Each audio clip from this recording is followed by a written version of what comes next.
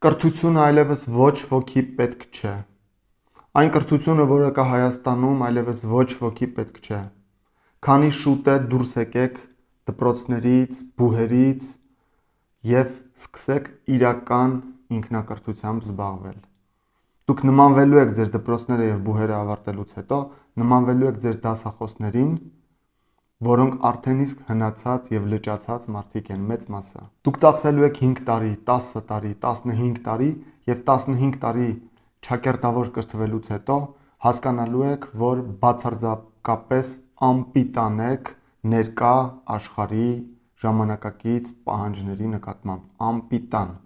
Դուք ոչինչ չեք կարողանալու անել։ Դուք չեք հասկանալու աշխարհը ինչպես է շարժվում։ Դուք չեք հասկանալու ինչ պահանջներ ունեն մարդիկ։ Դուք ի վիճակի չեք լինելու վաճառել, դուք չեք իմանալու ինչ է նշանակում մարքեթինգ։ Դուք պատրաստ չեք լինելու։ Դուք հիմա կրթվում եք, իբր թե կրթվում եք սովորելով ինչ-որ բաներ,